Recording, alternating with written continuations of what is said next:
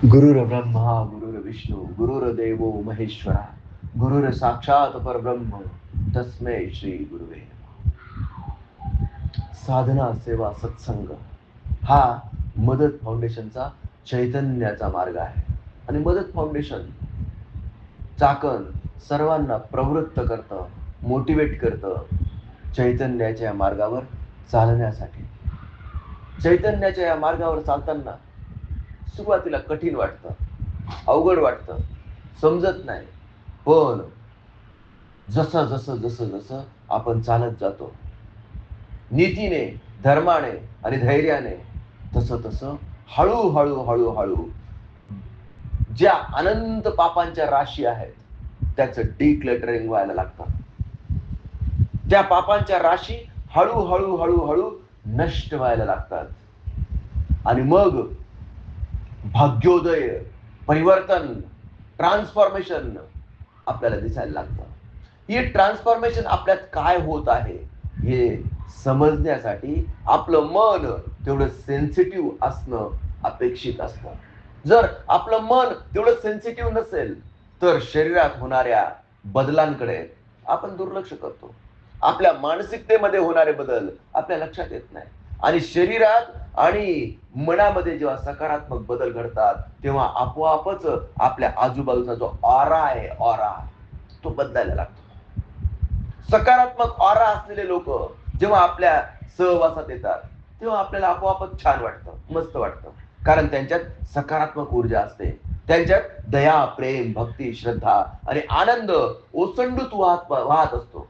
जेव्हा अशा एनलायटन्ड व्यक्तीच्या सहवासात आपण असतो तेव्हा त्याच्या नुसत्या सहवासात असणंच आपल्याला छान वाटायला कारणीभूत ठरतं.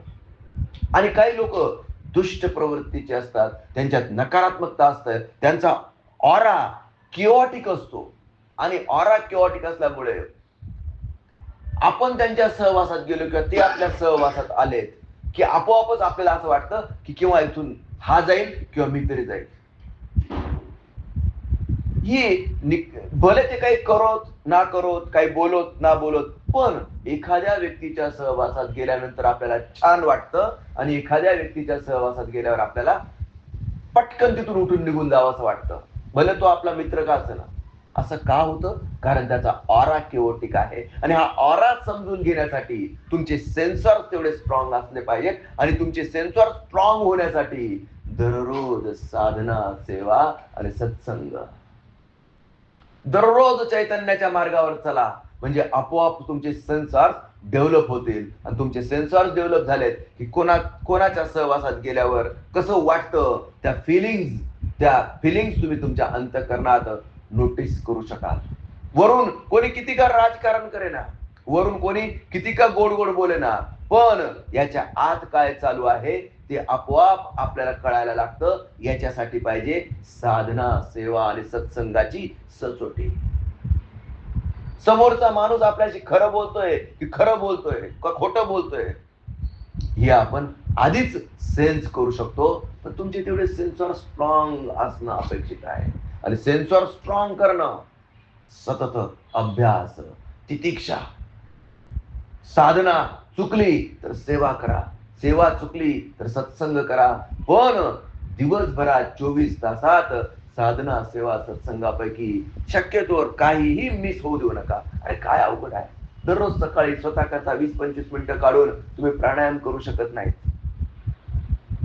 जिमला जाणं, जेवण करणं, आंघोळ करणं, ब्रश करणं, ह्या गोष्टी जितक्या महत्वाच्या आहेत ना त्याच्याही पेक्षा अधिक महत्वाची गोष्ट आहे दररोज सकाळी प्राणायामाने स्वतःला ऊर्जान्वित करणं आणि तीच ऊर्जा तुम्ही दिवसभराच्या कार्यासाठी वापरा. बघा बघा परिवर्तन, शरीर शुद्ध, मन शुद्ध, ऑरा शुद्ध, तुमचे चक्र शुद्ध. आणि जसे जसे चक्र शुद्ध व्हायला लागतात, मूलाधार, स्वाधिष्ठान, मणिपूर, अनाहत, विशुद्धी, आज्ञा चक्र जसे जसे शुद्ध व्हायला लागतात तसे तसे वेगवेगळे वेगवेगळे अनुभव तुमचे स्वतःलाच उलगडायला लागतात. This is pure science, this is science beyond science.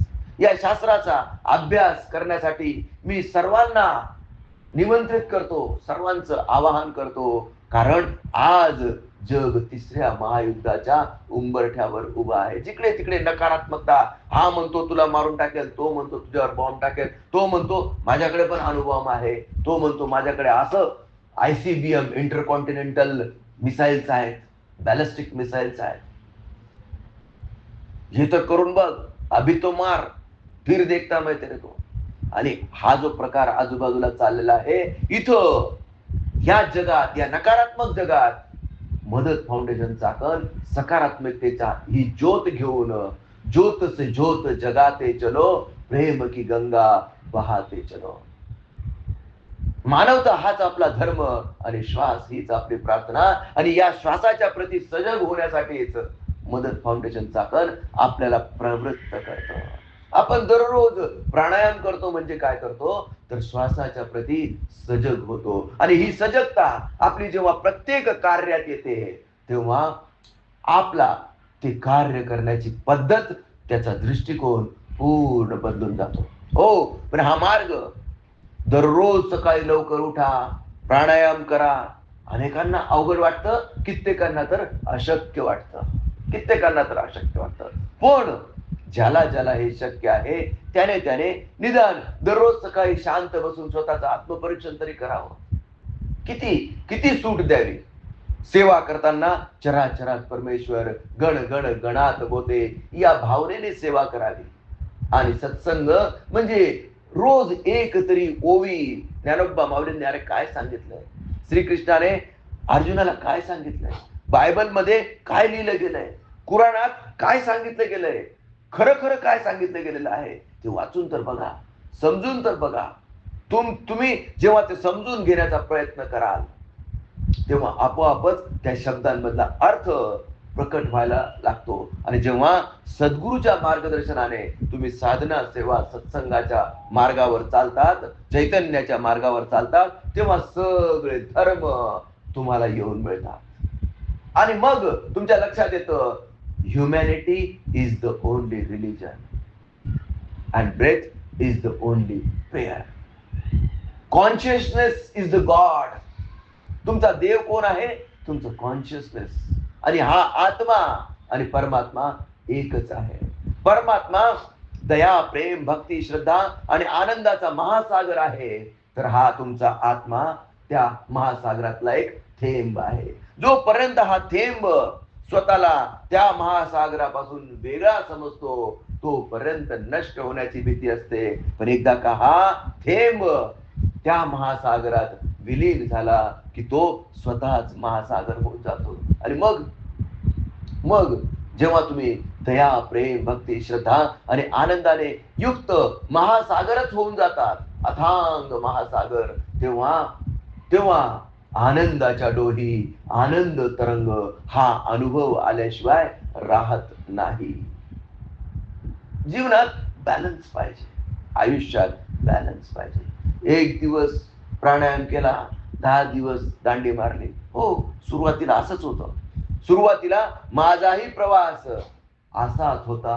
पण जेवढी भक्ती तेवढी प्राप्ती. दररोज जसं आपण एखादा स्क्रू टाईट करतो तसं दररोज स्वतःला या मार्गावर चालण्यासाठी दररोज स्वतःला संकल्पित करा. दररोज संकल्प घ्या, मी आज कालच्यापेक्षा 1% चांगला आहे. दररोज स्वतःमध्ये 1% सुधारणा करा. 365 दिवसात 365% सुधारणा झालेली असेल आणि मग बघा एका वर्षात काय परिवर्तन होतं. आयुष्यात बॅलन्स निर्माण करण्याकरता ही कठीण तपश्चर्या कशी हळूहळू आनंददायक आणि सोपी होते. जसा तुमच्या शरीरातली नकारात्मकता निघायला लागेल, मनातली नकारात्मकता निघायला लागेल, तसा आपण काट्याकुट्यांनी चालत हायवे जसा लागतो, पायवाट नंतर मोठा रस्ता आणि मोठ्या रस्त्यानंतर जसा हमरस्ता टार रोड लागतो, अगदी तसंच. आणि टार रोडला एकदा गाडी लागली की मग झुईंग, फक्त आनंद. आणि या आनंदाची मी अनुभूती घेतली. तुम्हाला सर्वांना ही अनुभूती होणं शक्य आहे. कारण माझ्यात आणि तुमच्यात काहीच फरक नाही. किंबहुना तू मीच आहे. माझ्या सद्गुरूने मला त्यांच्यासारखं करून टाकलं. आपण सारिखे करीती तात्काळ, नाही काळ वेळ तया लागी. अगदी तुम्ही तुमच्या सुद्धा आयुष्यात हा बॅलन्स निर्माण होऊ शकतो चैतन्याच्या मार्गावर चालल्याने. आज आज चंद्रग्रहण आहे. राजू मला विचारत होता की चंद्रग्रहणात काय नियम असतात आणि काय नाही. अरे काय नियम असणार आहे? चंद्रग्रहण आहे, जगात एवढी नकारात्मकता आहे, जगाला ग्रहण लागलंय, चंद्राला का नाही लागणार? आणि त्याच्यात काय नियम? तुम्ही साधना सेवा सत्संगाच्या मार्गावर चला, तुम्हाला बाकी कोणतेच नियम पाळायची आवश्यकता नाही. जेवढं पाळणं होतं तेवढं पाळा. जे पटतात ते स्वीकारा, जे नाही पटत ते सोडून द्या. पण साधना सेवा सत्संग चुकवू नका. दररोज सकाळी प्राणायाम, दिवसभर चराचरात परमेश्वराला बघून जे काम परमेश्वराने तुम्हाला सोपवलेलं आहे ते इमानदारीने पार पाडा. आणि सत्संग म्हणजे समर्पण, समर्पित होऊन सद्गुरूच्या चरणांवर नतमस्तक होऊन, समर्पित होऊन जेव्हा तुम्ही सरेंडर होता, तन मन धन जो कुछ है सब तेरा, तेरा तुझको अर्पण क्या लागे है मेरा, या भावात तुम्ही जेव्हा झोपी जातात तेव्हा तुमची झोप ही योग निद्रा झाल्याशिवाय राहत नाही. हा माझा प्रत्यक्ष अनुभव आहे. प्रत्यक्ष को प्रमाण की जरूरत नाही. आज चंद्रग्रहणातले काय नियम पाळायचे, काय नाही, आज रंग खेळायचा की नाही खेळायचा, चंद्रग्रहणात सूतक लागतं. म्हणून शास्त्र असं सांगतं की रंग आज खेळू नका, रंग उद्या खेळा. आज जास्तीत जास्त वेळ शुचिरभूतता पाळून साधना सेवा सत्संगाच्या मार्गावर चालून रात्री झोपायच्या आधी आंघोळ करून मस्तपैकी भगवंताच्या पुढे स्वतःचं जीवन समर्पित होऊन आजपर्यंत जे मला मिळालं ते तुझ्याच आशीर्वादाने मिळालं असं धन्यवाद देऊन मस्त झोपून जा. उद्या रंग खेळा. कारण आज रंग खेळणं म्हणजे सनातनाच्या दृष्टीने नकारात्मकता आकर्षित करण्यासारखं आहे. आणि म्हणून आजच्या दिवशी रंग खेळू नका. संयमित आयुष्य जगणं अनेकांना अवघड असतं. आणि आज धुलीवंदने म्हटल्यानंतर काल राहिला तर काल खेळले असते आणि उद्या राहिला तर उद्या खेळले असेल. पण कॅलेंडर मध्ये आज दिलंय ना, मग आजच खेळणार आणि ही नकारात्मकता आकर्षित करणार. ज्यांना ज्यांना समजेल त्यांच्या कल्याण होईल. ज्यांना नाही समजणार ते नष्ट होतील. कुठल्या ना कुठल्या कारणाने नष्ट होतील. जे जे आपणाशी ठावे ते ते इतरांना सांगावे. ज्ञानी करुणी सोडावे सकळ जन. ज्याला समजेल त्याला समजेल, ज्याला नाही समजणार त्या सोडून. आयुष्यात संयम पाहिजे, आयुष्यात बॅलन्स पाहिजे. प्रभू रामचंद्र रावणाचं निर्दालन करून परत अयोध्येला परतले होते. जामवंत, हनुमंत, सुग्रीव, विभीषण सगळे लोक अयोध्येला परतले आणि जिकडे तिकडे दिवाळीचा सण साजरा केला गेला. जिकडे तिकडे आनंदकडे, जिकडे तिकडे चोळीकडे. आणि आपोआपच मग अशा सार्वभौम राजाला, चक्रवर्ती सम्राटाला निमंत्रित केलं जातं. तसंच सासरवडीला प्रभू रामचंद्रांना त्यांच्या पूर्ण वानर सेनेसहित निमंत्रित केलं गेलं. सासरवडीला म्हणजे जनकपूर, नेपाळमध्ये. जनक राजाची राजधानी होती तिथं. आणि जनक राजाने म्हणजे सासरे बुवांनी निमंत्रित केलं. आता सगळ्या सेनेचा सत्कार करण्यात आला होता. जामवंताचा सत्कार झाला, हनुमंताचा सत्कार झाला, नील, नल, अंगद सर्वांचा, सुग्रीव महाराजांचा सत्कार झाला. जिकडे तिकडे आनंद होते जनकपूरला. आणि राजभोज, त्यांच्याकरता राजभोजचं आयोजन करण्यात आलं होतं. राजभोज म्हणजे पंचपक्वान्न, 56 भोग आणि मस्त ताट मांडलेले सुंदर. आता जनक राजा त्या काळातला चक्रवर्ती सम्राट होता, महान राजा होता. काय कमी होतं? आणि असा मोठा मंडप, मोठा पॅन्डॉल, आणि त्या पॅन्डॉल मध्ये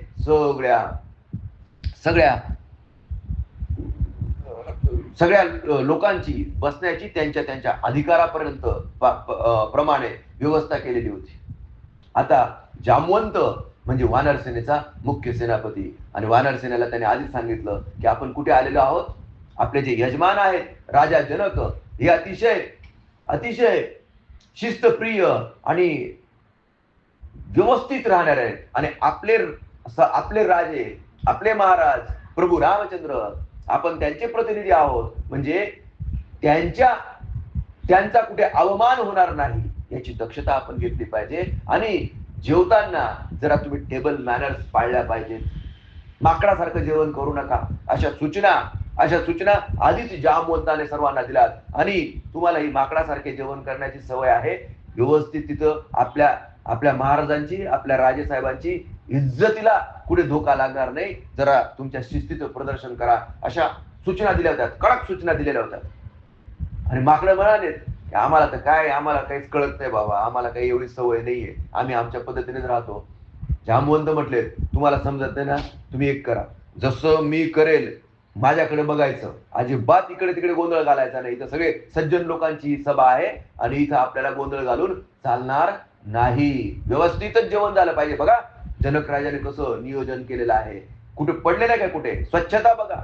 आणि ही स्वच्छता आपण खराब करता कामा नये, आपल्यामुळे गालबोट लागता कामा नये, अशा सूचना देऊन सगळे पंक्तीला बसलेत, जेवायला बसलेत.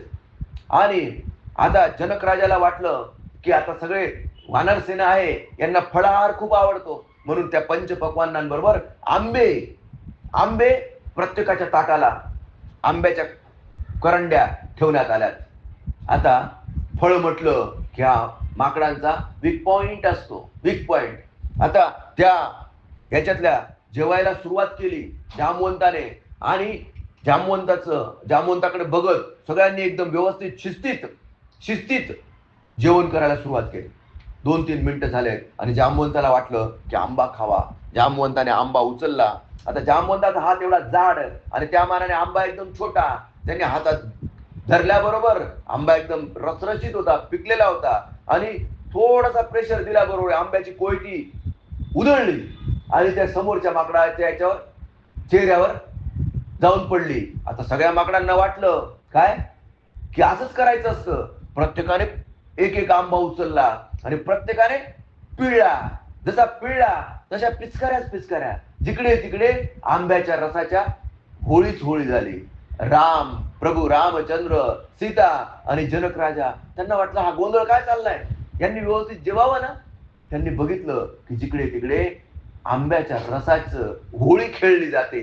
तो हा त्याच्या तोंडाचा पुसतोय, तो त्याच्या तोंडाला पुसतोय, हा इकडून पिचकवतोय, तो तिकडून पिचकवतोय.